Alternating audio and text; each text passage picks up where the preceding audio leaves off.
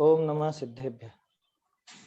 मंगलमय मंगल करण वीतराग विज्ञान नमो ताहि जाते भय अरहंतादि महान। करि मंगल करि हो महाग्रंथ करण को काज जाते मिले समाज सब पावे निज पद राज। मोक्ष मार्ग प्रकाशक ग्रंथराज पर अपनी चर्चा चल रही है। छठा अधिकार हमारा चल रहा है और इसमें कुधर्म का निरूपण और उसके श्रद्धा नादिक का निषेध। इसके माध्यम से कुछ दिनों से हम हमारे पर्वों पर भी चर्चा कर रहे हैं, क्योंकि धर्म जो है वो धार्मिक जीव के सहारे आगे बढ़ता है। न धर्मो धार्मिकेर विना। और धार्मिक जीव के धर्म की प्रवृत्ति बढ़ाने के लिए पर्वों का आगमन होता है। पर्वों में धर्म की प्रवृत्ति विशेष देखी जाती है, लेकिन क्या कहें, दुर्योग से या समझ लीजिए अज्ञानता के कारण, वास्तव में तो मोह का ही महात्म्य है, जिसमें हमारे जो पर्व हैं उनका जो स्वरूप होना चाहिए वो स्वरूप बिल्कुल बदल सा गया है, गड़बड़ा गया है, बहुत उनमें विपरीतताएं आ गई हैं।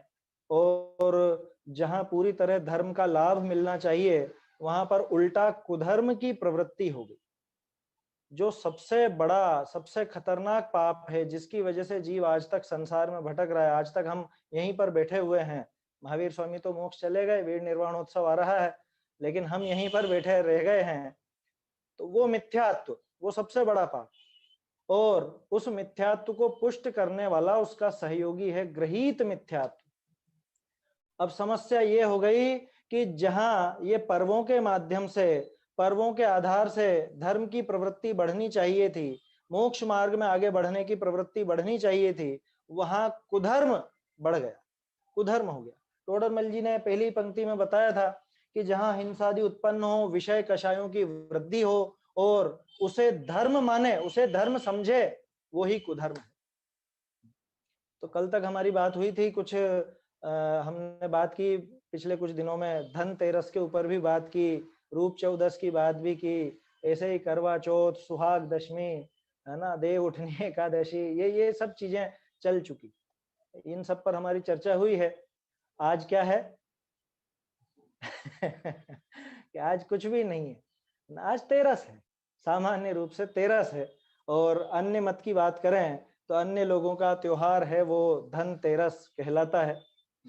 हमारे कुछ भाइयों में या हमारे कुछ, समझ लीजिए कुछ वर्षों से ऐसी परिपाटी सी चली आ रही है इस धनतेरस को धन्य तेरस और ध्यान तेरस कहने की। उसके बारे में भी हमने काफी बात की। मैं अभी थोड़ी सी बात और करना चाहूंगा, वो इसलिए क्योंकि कल मुझे एक मतलब कहीं चल रहा था और वो मुझे सुनने को आया, आधा पौन घंटे की कक्षा कोई ले रहे थे बच्चों की, और वो उसमें तरह तरह के तर्क दे करके इसको धनतेरस को अपना पर्व सिद्ध करना चाह रहे थे। तो सबसे पहला और सबसे बड़ा तर्क, या यूं कह लें कि इसके विरोध में बात यही आएगी कि आप एक ग्रंथ बताइए जहां पर ये धनतेरस, ध्यान तेरस, धन्य तेरस लिखा हुआ हो।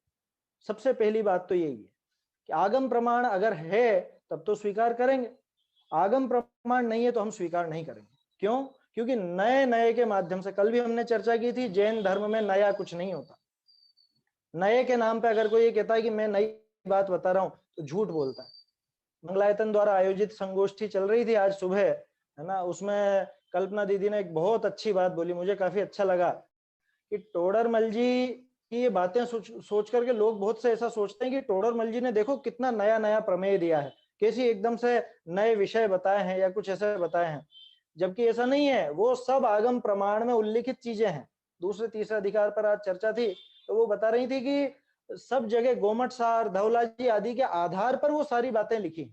टोडरमल जी ने जो निरूपण किया है वो निरूपण करने की शैली उनकी अपनी है, भाषा उनकी अपनी है, लेकिन विषय नया कुछ नहीं है। अगर नया होता, जो वो खास बात बोली वो मैं बताना चाहता हूं, नया होता तो टोडरमल जी अप्रामाणिकता की श्रेणी में आ जाते, अप्रामाणिक कहलाते।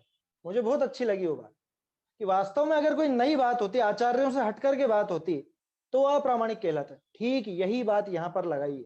अगर कोई नया नया कुछ ऐसी बात करके और हम एक नया पर्व मनाएंगे, ये नया हमने शुरू किया है मनाना, तो आप बिल्कुल गलती कर रहे हैं, गलत जा रहे हैं। स्पष्ट बात है, गलत जा रहे हैं। अब थोड़ी सी बात कर ही लेते हैं, जब बात उठी है तो ये धनतेरस की भी, है ना। वैसे तो कर चुके हैं, है ना, 2 व्याख्यान पहले हो चुके, उसमें आखिर में भी और शायद कल प्रारंभ में भी अपन ने चर्चा की थी। लेकिन कल कुछ 2-3 चीजें नई सुनने को मिली मुझे, कुछ तर्क या समझ लीजिए प्रश्न है, तो उसके संबंध में भी बात करते हैं। वैसे अपन बात कर ये अपन ने बात की थी कि तेरस के दिन आखिरी उपदेश हुआ ही नहीं था, है ना। ये अपन ने देखा भी था, प्रमाणों से सिद्ध होता है कि 2 दिन का योग निरोध था। कार्तिक कृष्ण चतुर्दशी, कहाँ लिखा है कार्तिक कृष्ण चतुर्दशी, ये भी मैं आपको बता देता हूँ आज, क्योंकि लोगों के दिमाग में ये शंका खड़ी होगी। वैसे मैंने पहले नाम लिया था हरिवंश पुराण का, तिलोय पन्नत्ती का, महापुराण का, इन सब में आपको कार्तिक कृष्ण चतुर्दशी मिलेगी। हरिवंश पुराण की मैं आपको गाथा बताता हूं। हरिवंश पुराण का 60वां सर्ग और उसका 275वां श्लोक है। श्री वीरस्य चतुर्दश्याम कार्तिकस्य विनिश्चिता। क्या? कार्तिक कृष्ण चतुर्दशी का अंतिम प्रहर, वो तो अपन जानते हैं अंतिम प्रहर वाली बात।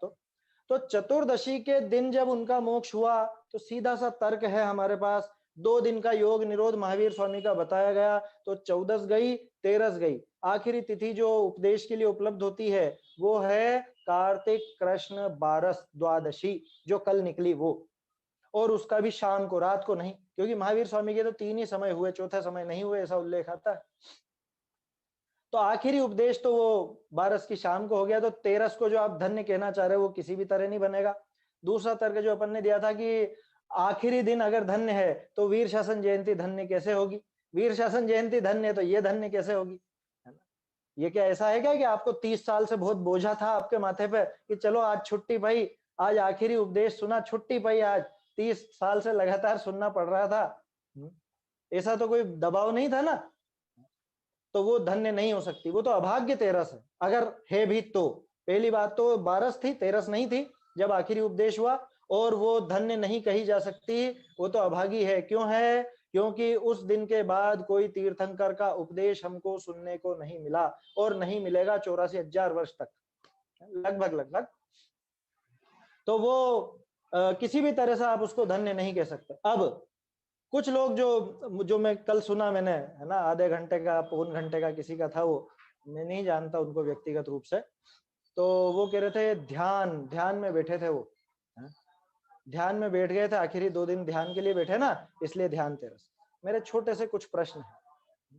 सर्वार सिद्धि राजवार्तिक आदि में जहां ध्यान की चर्चा है, वहां पे शुक्ल ध्यान का 3रा और 4था पाया जो है, पृथक्त्व वितर्क, पृथक्त्व वितर्क नहीं, जो आखिरी है सूक्ष्म क्रिया प्रतिपाती और विपरीत क्रिया निवर्तिनी, है ना। ये दोनों जो ध्यान के भेद हैं, वहां एक जगह प्रकरण आता है कि क्या केवल ज्ञान होने के बाद इस तरह से उपयोग को अलग से लगाया जाता है जो ये आप ध्यान बता रहे हो, ऐसा प्रश्न किया। और प्रश्नकर्ता का प्रश्न कितना वाजिब है, आप समझिए इस चीज को।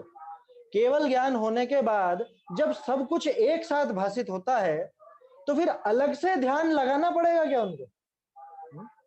अलग से ध्यान लगाना पड़ रहा है, माने केवल ज्ञान में कुछ गड़बड़ है, कुछ ज्ञान में कमी है, तब तो अलग से लगाना पड़ रहा है। आचार्य ने क्या जवाब दिया कि ये जो 2 ध्यान है ये उपचार से कहे गए हैं। कौन से उपचार से कहे गए हैं? क्या ये वास्तव में वैसे ध्यान नहीं है क्या जैसे शुरू के 2 थे? कि नहीं, ये वैसे नहीं है, ये उपचार से कहे गए हैं। क्यों कहे गए हैं उपचार से? कि कार्य नजर आ रहा है, उनका कारण दिखाने के लिए इनको उपचार से कह दिया। कौन सा कार्य नजर आ रहा है? कि कर्मों की निर्जरा का कार्य, कि ये कुछ विशेष दशा हुई ना। अब आयु पूरी होने में मात्र अंतर मुहूर्त का काल बचा है। कितना? अंतर मुहूर्त का काल। शुक्ल ध्यान का 3रा पाया और 4था पाया, 3रा पाया कब लागू होता है पता है आपको? आयु पूरी होने के अंतर मुहूर्त पहले, ना कि 2 दिन पहले।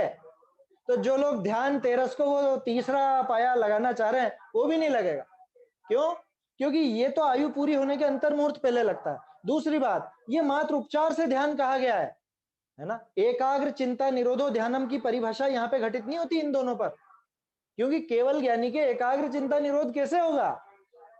समझ में आ रहा है मेरी बात? समझ में आ रही है? ये मेरा तर्क नहीं है, वहां पे है टीकाओं में, ऐसा पढ़िएगा आप। एकाग्र चिंता निरोध केवल ज्ञान होने पर घटित नहीं होता, तो ये ध्यान कैसे बनेगा? तो आचार्य देव ने कहा उपचार से बनेगा। कौन से उपचार से बनेगा? कि चूंकि कार्य नजर आ रहा है, कौन सा कार्य? एक साथ धड़ाधड़ कर्म खिर रहे हैं, तो इस कार्य का कोई कारण तो बताएंगे ना। तो वो कारण बताने के लिए ऐसा कह दिया कि अंतर मुहूर्त पहले वो जो सारी क्रिया होती है ना, योगों का आश्रय छूट जाता है और वो अपने आप होता है, उपयोग में कुछ नहीं होता है ना। क्योंकि उपयोग में अगर कुछ अंतर मानोगे तो फिर तो केवल ज्ञान में और केवल ज्ञान होने के बाद कुछ इस दशा में ये बहुत बहुत अंतर सामने आ जाएगा, मतलब कुछ कमी या वृद्धि ऐसा समझ में आएगा। तो वो सारा कार्य उपचार से था, वो ध्यान व्यवहार से कहा गया है, असल में वो ध्यान लगाते ही नहीं है, वो तो सदा सदा के लिए आत्मलीन हो चुके हैं, सदा सदा के लिए आत्मलीन हो चुके हैं। उनको अब अलग से ध्यान लगाने की, एकाग्र चिंता निरोध की आवश्यकता बिल्कुल भी नहीं है, उपचार से कहा गया है। वो भी कब होता है? तीसरा और चौथा पाया कि वो तो आखिरी जो अंतर मुहूर्त बचता तब होता है, तो भी आपकी तेरस पे वो फिट नहीं बैठता। आया समझ में? तो हमें किसी भी तरह से ये धन्य तेरस है, ये ध्यान तेरस है? ऐसा नहीं करना चाहिए। वो कुछ और बातें भी कह रहे थे, पात्र की बात कह रहे थे, वो बच्चों को समझा रहे थे कि भैया जो वहां पे क्या था कि पात्र जीव कौन है कि जो महावीर स्वामी का उपदेश सुनेगा वो पात्र जीव है। इसलिए क्या करना कि अरे आज अंतिम उपदेश है, इसलिए सभी सुन करके और अपनी पात्रता प्रकट कर लो या अपने पात्रता का प्रमाण पत्र ले लो। क्या कि आप सुन के आए कि नहीं सुन के आए महावीर स्वामी का उपदेश? 30 साल से तो नहीं सुना, आज तो सुन लो, आज आखिरी उपदेश होने वाला है। तो पात्र जीव हो तो जाके सुन लो कि हाँ मैं भी पात्र हूं, मैं भी जाऊंगा, मैं भी जाऊंगा।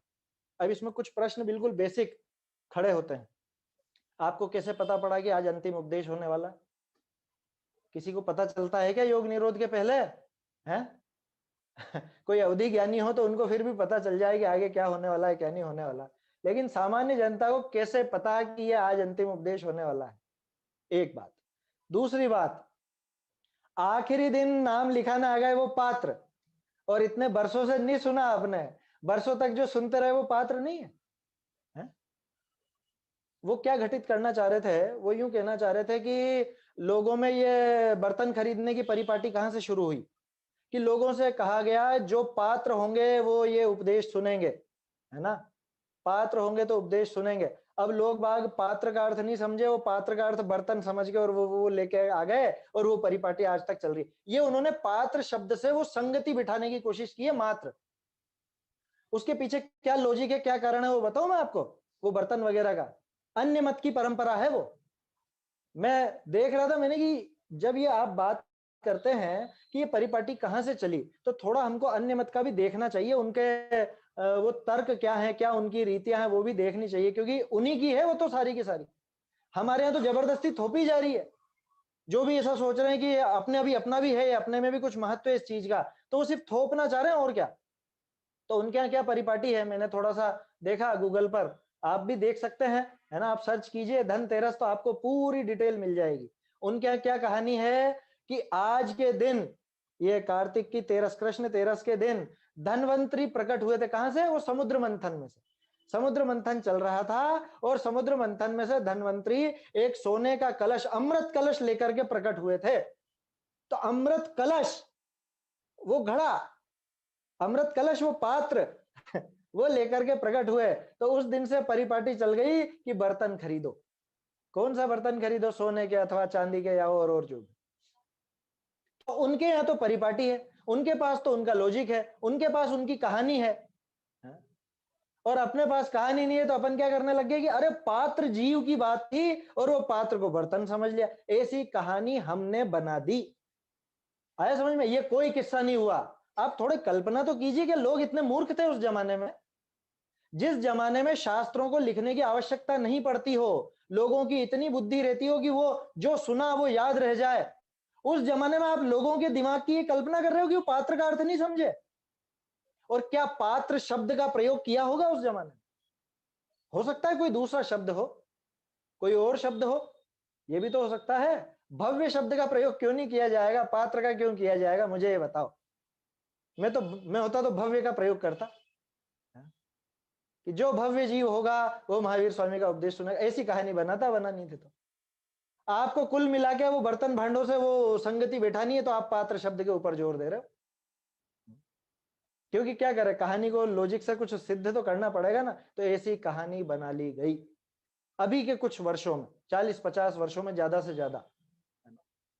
और अभी के जो मैसेज करने वाले व्हाट्सएप वीर हैं वो तो उस पर भी ध्यान नहीं देते हैं, वो तो नई नई थ्योरियां लेकर के आते हैं। तो हमें गंभीरता से विचार करना चाहिए। हमें झगड़ा नहीं है, किसी से भी झगड़ा नहीं है, अपने को अन्य मति से भी नहीं है, और अपने जो भाई इस तरह की बात कर रहे हैं उनसे भी नहीं है, लेकिन गंभीरता से विचार करो। दिक्कत क्या है? दिक्कत यह है कि ये इन पर्वों को हाईलाइट करने के चक्कर में हमारा असली पर्व धरा का धरा रह जाता है, बिल्कुल धरा रह जाता है।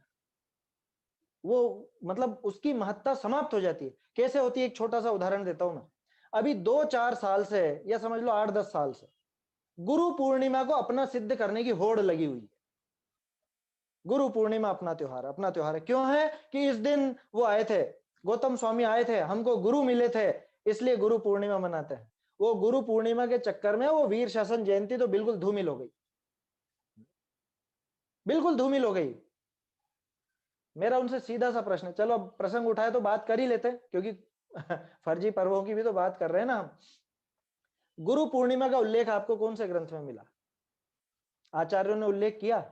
चलो वो छोड़ो, मैं तो आपसे ये पूछता हूं कि गौतम स्वामी पूर्णिमा के दिन आए, ये कौन से शास्त्र में लिखा मिल गया आपको?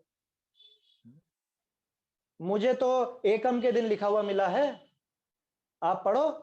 एकम के दिन आए, और लॉजिक से सिद्ध, लॉजिक से थोड़ा सा सोचो। लोग बाग पहले से ही प्यासे बैठे हैं 66 दिन से, जिनको उपदेश नहीं मिला है, अब ये आए हैं आज, और एक दिन का और इंतजार करेंगे हैं? गौतम स्वामी पूर्णिमा के दिन आए और एक दिन का और इंतजार करो, कल से लगेगी कक्षा क्या? समोसरण में उपदेश कल से होगा? क्यों भैया आज से क्यों नहीं होगा? ऐसी क्या आपत्ति है? जिस दिन आए उसी दिन से होता है। गणधर उपस्थित हुए और यहाँ पे प्रवचन चालू, प्रवचन ही है दिव्य ध्वनि, ये कोई प्रवचन नहीं है अपन लोग जो आपस में करते हैं, तो चर्चा है। प्रवचन शब्द का अर्थ ही दिव्य ध्वनि है। तो महावीर स्वामी का उपदेश ऐसा कभी संभव नहीं है कि गणधर एक दिन पहले मौजूद हो गए और उसके अगले दिन से उपदेश प्रारंभ होगा। आप एक उल्लेख बता दो, 24 तीर्थंकरों में से एक का भी बता दो ऐसा। पढ़िए, आप शास्त्र पढ़िए, पुराण पढ़िए। गौतम स्वामी वहां आए, दीक्षा ली, अंतर मुहूर्त थोड़ा सा ध्यान किया है ना, 7वां गुणस्थान पहले होता है, और फिर जैसे ही इधर 6ठा गुणस्थान आया और इधर से दिव्य ध्वनि द्वारा उपदेश चालू, इधर गणधर का काम चालू, लोगों की प्यास मिट गई। आप सोचिए तो सही, एक दिन का इंतजार और बढ़ाया, क्यों बढ़ाया भैया? कि नहीं नहीं, एक गुरु का पर्व भी तो होना चाहिए, गुरु बनने का भी तो कोई ना कोई पर्व होना चाहिए, तो हमने गुरु पूर्णिमा मना ली, तो क्या गलत कर दिया? गलत यह हो गया कि जो हमारा सबसे महान पर्व है, मैं वीर शासन जयंती को सबसे महान पर्व मानता हूं। क्यों? क्योंकि अगर भगवान महावीर का शासन नहीं होता, वो प्रारंभ ही नहीं होता, मान लो पूरा का पूरा उनका जीवन काल निकल जाता, उपदेश नहीं होता, तो न तो हमको ये शास्त्र मिलते, ना आज हम बैठ करके ये बातें कर रहे होते, मोक्ष मार्ग नहीं मिलता। सबसे बड़ा पर्व है वीर शासन जयंती, सबसे बड़ा। और आप उस वीर शासन जयंती को धूमिल कर देते हो, वो बिल्कुल समाप्त हो जाता है इस घटाटोप में। ये गुरु पूर्णिमा के चक्कर में वो धूमिल हो जाता है। नहीं नहीं, हम दोनों मना लेंगे, दोनों मना लेंगे। बहुत उत्साही है ना, उत्साह बहुत है। असल में क्या है, उछल कूद का उत्साह बहुत है। इसको पर्वों के बिना या ये कोई तिथियों के बिना इसका मन नहीं लगता खुद का कल्याण करने में। तीर्थंकरों ने तिथियां देखी होंगी है कि आज अच्छी तिथि है, आज ध्यान में बैठना चाहिए, आज अच्छी तिथि है, आज मोक्ष जाना चाहिए है, या आज दीक्षा लेनी। दीक्षा तो खुद के हाथ में है ना, वो तो कर ही सकते हैं। तिथि देखी होगी उन्होंने। अरे ऐसी कौन सी तिथि है 1 से लेके 15 तक, पूनम अमावस तक, कौन सी तिथि है जिस दिन आपका मतलब किसी भी तीर्थंकर का कल्याणक ना हुआ हो? बता दो, एक तिथि बता दो कोई सी है? कि ज्योतिष भी तो कोई चीज होती है। अरे क्या ज्योतिष कुछ देखा क्या उन्होंने? दीक्षा लेने में, केवल ज्ञान में, मोक्ष होने में कोई तिथि देख करके गए? वो जिस दिन जिस घड़ी वो कार्य अच्छा हो जाए वही घड़ी शुभ है, आए समझ में? और कोई शुभ उभ नहीं होता है। लोगों ने बुकिंग करा रखी है बहुत, आज शुभ दिन है, शुभ दिन। कल भी मैंने कहा था, शायद परसों कहा था क्या, धनतेरस के नाम पर एक वस्तु सुई तक मत खरीद लेना। आया समझ में? स्पष्ट ग्रहित मिथ्यात्व का पोषण है, स्पष्ट ग्रहित मिथ्यात्व का पोषण। क्यों? अभी बताएंगे टोडरमल जी क्यों।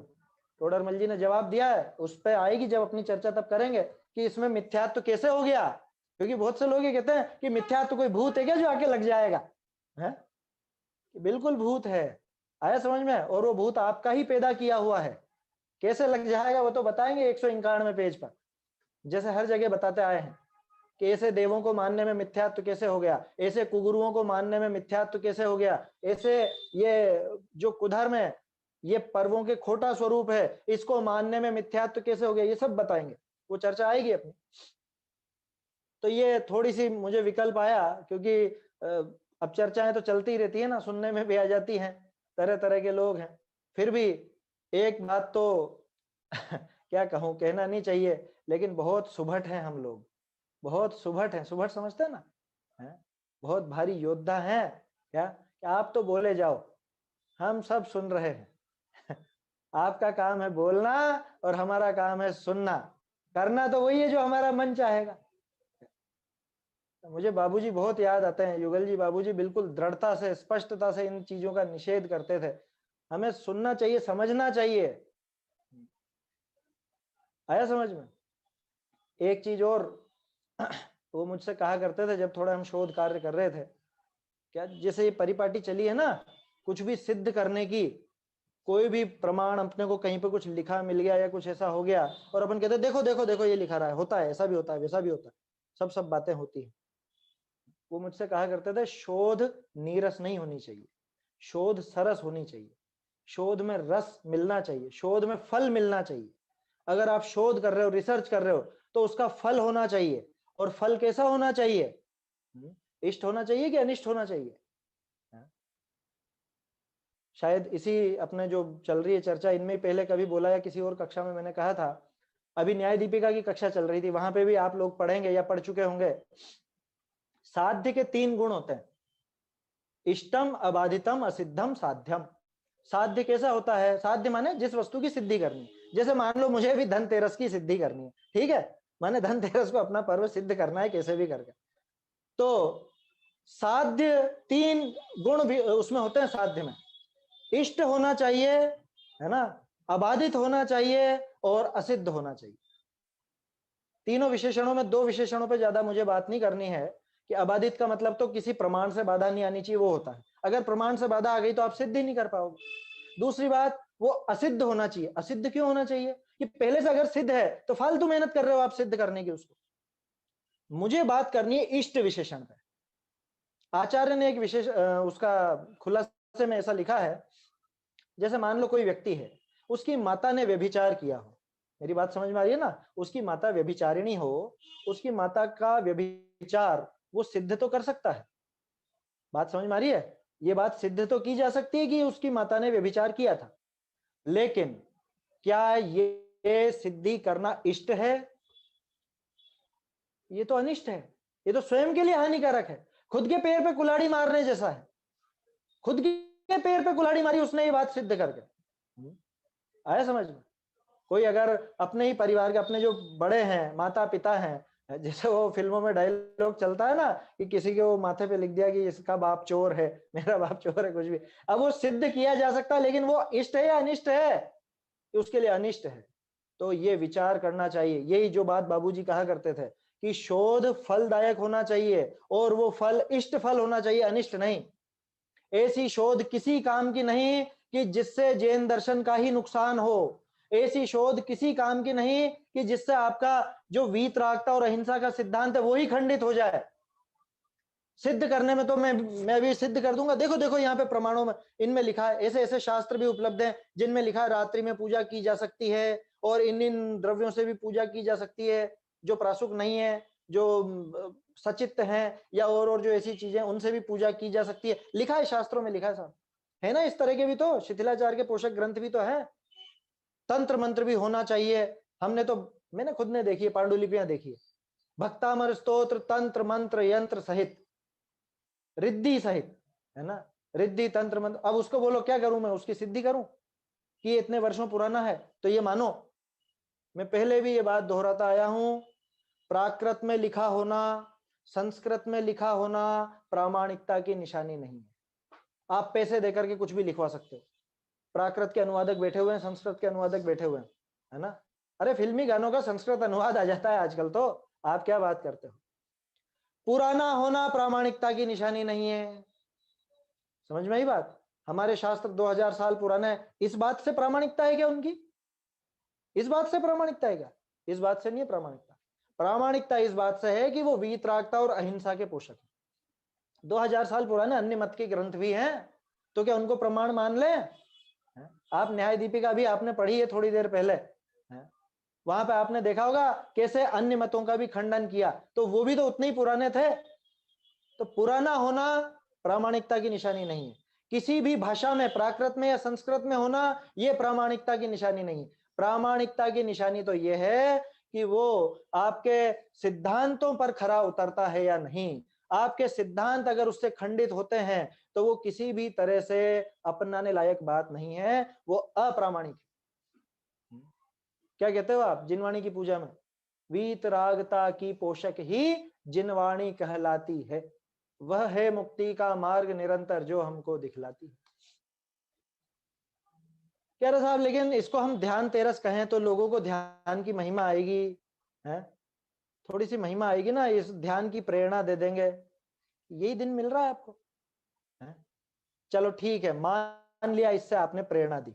अब मैं एक दूसरा पहलू आपके सामने उपस्थित करना चाहता हूं। लोग बाग आपने जो नाम दिया उससे ग्रहण करेंगे, लेकिन आपका जो इंटरप्रिटेशन है वो ग्रहण नहीं करेंगे। ये 100% है बात। बोलो, महावीर जयंती सभी मनाते हैं ना? सभी मनाते हैं, सभी माने सभी जैन, लेकिन सबके मनाने का तरीका एक जैसा है क्या? सबके मनाने का तरीका एक जैसा है क्या? कोई तो उस दिन हवन भी करेगा, कोई तो उस दिन खूब खूब पता नहीं क्या मिठाइयां खाएगा और ये सब करेगा, है? कोई उस दिन महावीर स्वामी का ही चिंतन करेगा, उनका ध्यान करेगा, उनके शास्त्रों का उपदेश, मतलब जो उनका उपदेश है शास्त्रों में उसका अभ्यास करेगा। अपन जैसे लोग ज्यादातर स्वाध्याय, ध्यान, अध्ययन इन पर जोर देते हैं। जिसको क्रियाकांड में मजा आता है वो उस पर जोर देता है। आपने किसी तरह से ये सिद्ध कर दिया कि ये जैन धर्म का पर्व है। किसी तरह से, प्रामाणिकता तो है नहीं उसमें, लेकिन आपकी तर्क से, बोलने की शैली से या किसी भी तरह से आपने सिद्ध कर दिया और लोग आपकी बातों में आ गए। लेकिन लोग मानेंगे कैसे? अल्पसंख्यकों पर निश्चित रूप से बहुसंख्यकों का प्रभाव पड़ता ही पड़ता है। ये आप देख सकते हो, हमारे जो जुलूस निकलते हैं महावीर जयंती आदि के या अन्य के, वो धीरे धीरे वैसे होते जा रहे हैं। उनका वो वैश्वीकरण हो रहा है ना? वैश्वीकरण समझ गए ना? ग्लोबलाइजेशन का जमाना है, तो जो ग्लोबल नजर आता है वैसी वो पद्धतियां चल पड़ती हैं। अभी देखने को मिल जाएगा आपको वीर निर्वाणोत्सव में तरह तरह के वो लड्डू बनाने की प्रतियोगिता चालू हो जाएगी। क्या सीधा साधा गोला चढ़ाने में शर्म आती है लोगों को? वो तो इकट्ठा करेंगे 20-50 गोलों को सुई धागे से पिरो करके और उसमें वो सब सजावट करके प्लास्टिक और सलमा सितारा सब लगा करके और फिर चढ़ाएंगे। ये कहां से ले आए परिपाटी? ये देखा देखी कि अन्य मत में दिखता है ना, वैसा का वैसा ही आ गया। तो मैं क्या कह रहा हूं आपसे, उस बात पे जोर दीजिए। आपका शब्द तो वो ले लेंगे, आपने जो पर्व का नाम दिया वो तो वो ले लेंगे, लेकिन आपने जो व्याख्या की उसको कोई ध्यान नहीं देने वाला। वो उसी तरह से मनाएंगे जैसा उनको नजर आता है या जैसा उनको मन करता है। तो कैसे मनाएंगे? कह रहे सब लोग नया नया कुछ खरीदते हैं, आज के दिन धनतेरस के दिन तो हम भी खरीदेंगे, और धर्म पर्व तो है ही सही है। अब टोडरमल जी की परिभाषा यहां पे आती है, क्या? हिंसा का और राग द्वेष का पोषण करे और उसको धर्म माने, क्या इसे धर्म पर्व माने। इस दिन ये सारी उटपटांग क्रिया करके और सोचे कि हमने बहुत धर्म किया है, वो तो यही मानेगा ना। उसको आपकी व्याख्या थोड़े सुननी है, उसको तो ये सुनना था कि हाँ ये हमारा पर्व है, बस मनाएंगे तो हम हमारे ढंग से ही, आप बोले जाओ जो आपको बोलना। तो ये सारा कुधर्म है और ये सारा कुधर्म फैलेगा, ये फैलता है। ये हुआ अनिष्ट साध्य। बात समझ में आ रही है? जो मैं साध्य बता रहा था आपको, ये अनिष्ट की सिद्धि हुई है। इसलिए बहुत गंभीरता से विचारनीय बातें हैं ये। बहुत से अपने जो साधर्मी भाई हैं वो कहेंगे अरे टोडरमल जी ने और बातों पर जोर दिया, उन पर आप बात करो ना, कि उनकी भी बातें की हैं हमने। टोडरमल जी ने जो गंभीर बातें बताई है ज्ञान आदि के संबंध में, वो भी अपन ने देखा है, और ये बातें भी टोडरमल जी ने ही बताई है। आपको इनसे चिढ़ क्यों होती है? आपको टोडरमल जी के 5वें 6ठे अधिकार से चिढ़ क्यों होती है? वो आपका अंदर का वो सब उजागर कर देते हैं इसलिए। ये हमको विचार करना चाहिए। टोडरमल जी ने जान दी है अपनी 5वां 6ठा अधिकार को लिख करके जान दी है। आया समझ में? सारी चीजें उनकी पढ़ने लायक है और सारी गंभीरता से विचारने लायक है, एक एक बात, एक एक अक्षर। हम तो अक्षर तक जोर देते हैं उस पर। टोडरमल जी जहां पे छोटी ई की मात्रा लगाते हैं कि बड़ी ई की मात्रा, वो तक हम समझना चाहते हैं। तो वो सारी बातों को गंभीरता से हम विचार करें। ये तो चर्चा वैसे तो आज का दिन करने की नहीं थी, पहले कर चुके हैं, लेकिन फिर भी ये 2-3 पॉइंट वो पात्र वाली और वो ध्यान वाली वो जो सुनने में आई, तो उन पर थोड़ी सी हमने बात की है ना।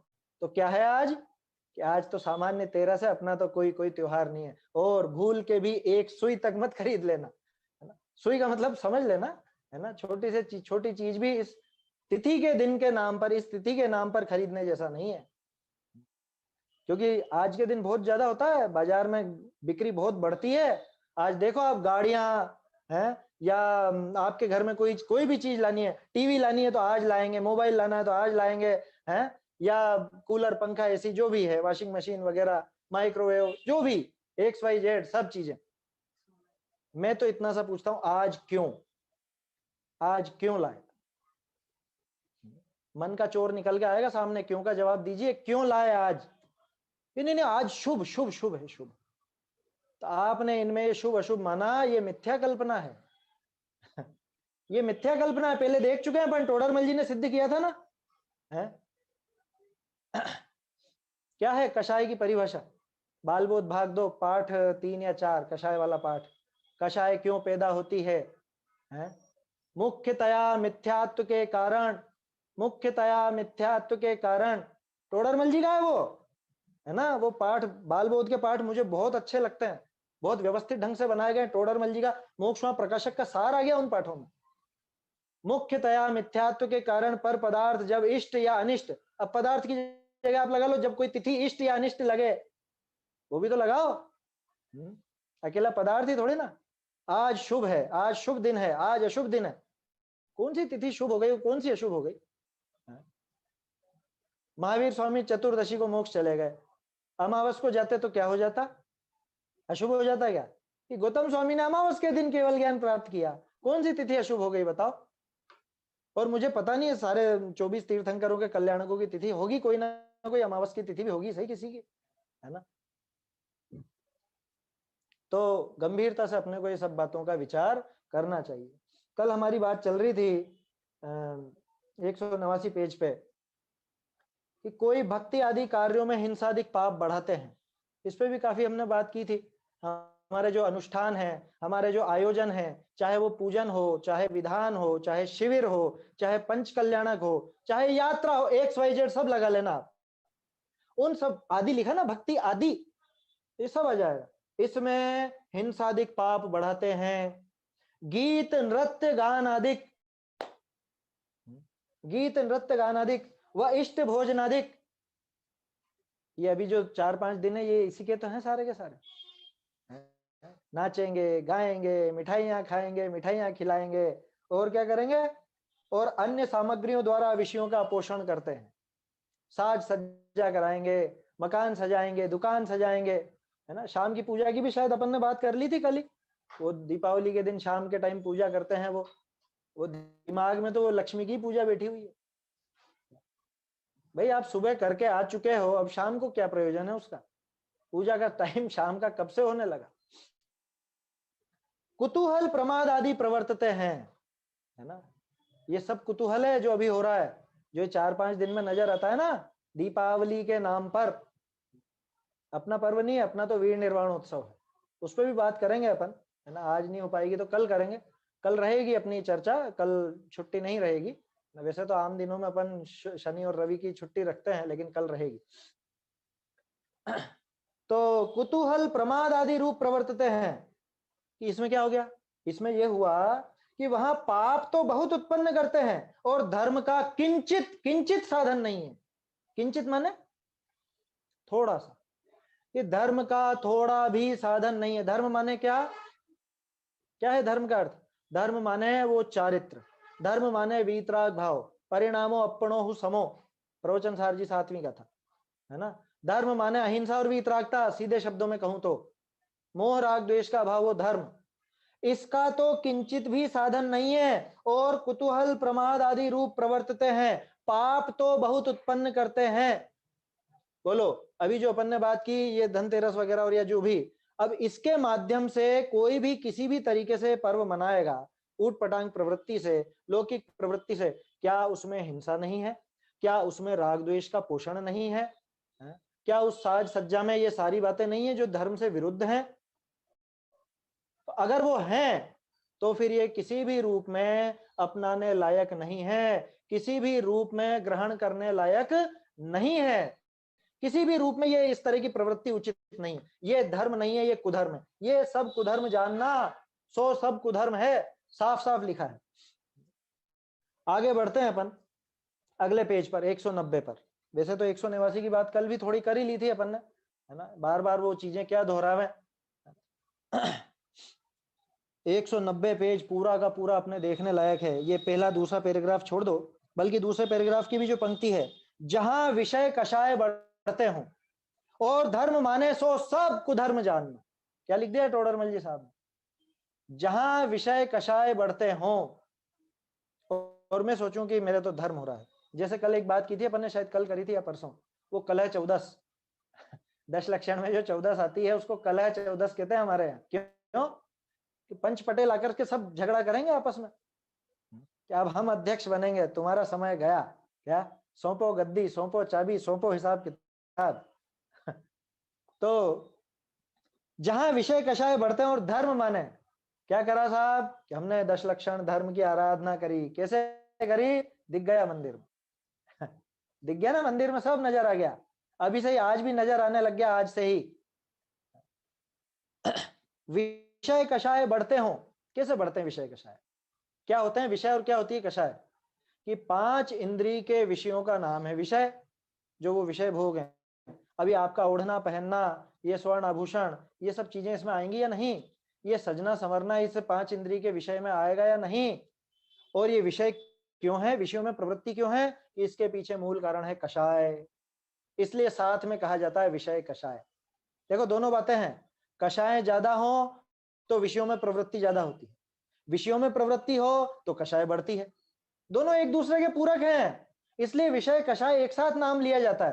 पहले मैं सोचा करता था ये दो अलग अलग एक साथ क्यों लेते हैं इनका नाम, विषय कषाय, जहां देखो वहीं पे विषय कषाय विषय कषाय। तो उसका कारण यही है कि आपकी कषाय ज्यादा होगी, उस रूप होगी तो आप विषयों में भाई सीधी सी बात है, मुझे अगर मान लीजिए गुलाब जामुन पसंद है तो मैं गुलाब जामुन खाऊंगा, माने मुझे गुलाब जामुन से राग है, वो कषाय है, तो मेरे वो गुलाब जामुन रूपी विषय देखने में आएगा। अब गुलाब जामुन रूपी विषय का मैं सेवन करूंगा तो मेरा राग भाव बढ़ेगा, तो कषाय बढ़ गई। कषाय से विषय, विषय से कषाय, अनादि काल से जीव की ये दशा हो रही है। दिक्कत यहां नहीं है, इनसे बचा जा सकता है। लेकिन अगर मैं इसको धर्म मान लूं तो, या मैं धार्मिक पर्वों में ये बढ़ा लूं तो ये कुधर्म है, ये कुधर्म हो गया। आया समझ में? तो जहां विषय कषाय बढ़ते हों और धर्म माने सो सब कुधर्म जानना। मैं यहां पे आपसे कहना चाहूंगा, धर्म के स्थान पे पर्व शब्द लगा के देखो। जहां विषय कषाय बढ़ते हों और पर्व माने वो सब कुपर्व जानना, कुपर्व मानना। क्योंकि पर्व और धर्म में अंतर नहीं, पर्व अलग चीज नहीं है ना। धर्म बोलो, पर्व बोलो, शास्त्र बोलो, ये सब एक ही कैटेगरी में है। देव और गुरु अलग है ना। देखो ज्यादातर क्या सुनने को मिलता है, देव शास्त्र गुरु, या देव गुरु धर्म, यही सुनने को मिलता है ना। या तो शास्त्र रख देते हैं अपन धर्म के नाम पे, या धर्म रख देते हैं शास्त्र के नाम पे। अब धर्म के ही ये पर्व कहलाते हैं। धार्मिक दिवसों को पर्व कहा जाता है, मंगल काल को पर्व कहा जाता है। देखो क्या लिख रहे हैं टोडरमल जी साहब, देखो काल का दोष, जो हमारी चर्चा चल रही है इतने दिनों से। देखो काल का दोष, जैन धर्म में भी कुधर्म की प्रवृत्ति हो गई है। लो, जैन धर्म में भी कुधर्म घुस गया। कुधर्म माने विषय कषाय घुस गए। जैन पर्वों के नाम पर खोटे पर्व घुस गए। जो मैंने थोड़े दिन पहले कहा था, कुछ फर्जी पर्व हैं फर्जी पर्व हैं, वेशधारी पर्व हैं। जैसे वेशधारी गुरुओं की बात करी थी, ऐसे ये वेशधारी पर्व हैं। और पर्वों को वेश किसने पहनाया है? हम ही लोगों ने पहनाया है। हमने इनको जैन पर्वों का नाम दिया है। जैन मत में जो धर्म पर्व कहे हैं, वहां तो विषय कषाय छोड़कर संयम रूप प्रवर्तना योग्य है। उसे तो ग्रहण नहीं करते। जो मैंने थोड़ी देर पहले आपसे कहा, वो आपके व्याख्या को नहीं ग्रहण करेंगे, वो सिर्फ नाम ग्रहण करेंगे कि आपने उनको ये नाम बता दिया, हाँ ये भी अपना पर्व है, अब मनाना तो हमको है, जैसे चाहेंगे मनाएंगे। उसे तो ग्रहण नहीं करते और व्रताधिक का नाम धारण करके, पर्वों का नाम धारण करके वहां नाना श्रृंगार बनाते हैं। होगी तैयारी श्रृंगार की, इष्ट भोजन आदि करते हैं। इसकी भी तैयारी सभी के घरों में चल रही है, मिठाइयां बन रही है, पुए पापड़ियां बन रहे हैं, है ना। कुतूहल आदि करते हैं। कौतूहल की तो कोई सीमा ही नहीं, कल भी बात की थी हमने। जो नहीं हो जाए वो कम है कौतूहल के नाम पे। कौतूहल माने जो भी कुछ नया सूझा, कुछ भी कह रहे ये नई एक्टिविटी आई है, ये नई चीज है, नया कुछ नया करते हैं, कुछ नया करते हैं। क्या रंगोली बनाओ, घर को सजाओ, आपने कैसे डेकोरेशन किया है वो आप हमको बताओ, हम आपको बताएं, व्हाट्सएप पर एक ग्रुप बना लिया जाए। क्या जैन ग्रुप भी बने हुए हैं ना, खाने पीने के सब। देखो उनका निषेध नहीं कर रहा हूं मैं तो ये बता रहा हूं कि पर्वों के नाम पे कैसी कैसी प्रवृत्तियां चल रही। क्या आपने कौन सी मिठाई बनाई, किस ढंग से बनाई, आप आपकी रेसिपी हमको भेजिए, हम हमारी रेसिपी आपको भेजेंगे। हम आपकी सजावट का तरीका देखेंगे और हमारी सजावट का तरीका आपको भी बताएंगे। ये क्या है? ये सब कुतूहल है, ये कुतूहल आदि करते हैं। बोलो ये हो रहा है कि नहीं हो रहा है? आप इसको ध्यान तेरस भी कह लोगे, कितने लोग ध्यान लगाकर बैठने वाले हैं? कितने लोगों को उसके ध्यान की प्रेरणा मिल रही है उससे? आप उसको धन्य कह लोगे तो उनमें धन्यता किस तरह की है वो कैसे समझेगा? कैसे समझेगा वो धन्यपना? खैर वो तो है ही नहीं, वो प्रमाणों से अपन ने देखा। वो तो सारा काम 12 के दिन हुआ था, 13 तो कुछ कहीं से कहीं तक बनेगी नहीं, सिद्ध ही नहीं होगी प्रमाणों से। कुतूहल आदि करते हैं और सबसे बड़ी बात, वह कषाय बढ़ाने का कार्य करते हैं। जुआ इत्यादि महान पाप रूप प्रवर्तित है। कल भी आई थी ये बात, कल भी की थी हमने ये बात। दीपावली के दिन तो जुआ खेलना तो शुभ है, शुभ क्या, जुआ तो खेलना चाहिए, ऐसा अन्य मत में चलता। उनके देखे देख जैनों में भी आ गया, जैन लोगों में भी ये प्रवृत्ति हो गई। और कुछ नहीं तो शुभ की मान्यता तो है ही सही कि ये दिन शुभ है, क्या ये मंगल दिन है। कैसे हो गया मंगल? थोड़ा विचार करना चाहिए। तथा पूजन आदि कार्यों में उपदेश, तो समय हो गया है मेरे ख्याल से 4:15। आज तो वैसे भी अपना समय लेट था, है ना, दिन जल्दी ढलने लग गया है, महिलाओं को आकुलता होती है ना। ठीक है, तो बाकी बची हुई बात कल करेंगे। कल अपना रहेगा ये चर्चा का समय जो भी है। कल अगर भाई साहब की कक्षा रहेगी तो वही 3:30 से प्रारंभ होगा, और अगर नहीं रहेगी तो 3:15 से प्रारंभ होगा, है ना। तो आगे की चर्चा कल बढ़ाएंगे हम। तो ये इन बातों पर गंभीरता से विचार करें, क्योंकि इन बातों पर अगर विचार नहीं करेंगे तो चित्त की वो भाव भूमि नहीं बन पाएगी जहां पे वास्तविक धर्म का अवतरण होता है, जहां पे वो धर्म उतरता है, स्थापित होता है, उसकी स्थापना होती है। उसके लिए भाव भूमि चाहिए। बाबूजी बहुत जोर देकर के कहा करते थे, चित्त की कोमल कोमल होनी चाहिए भूमि, कठोर नहीं हो सकती, पत्थरों पर फूल नहीं उगते, है ना। ये सम्यक्त का अंकुर अगर उपजाना है तो चित्त की भूमि को भी कोमल बनाना पड़ेगा। कोमल बनाने का अर्थ ये नहीं है कि हाँ हाँ सभी सभी सभी को मान लेंगे।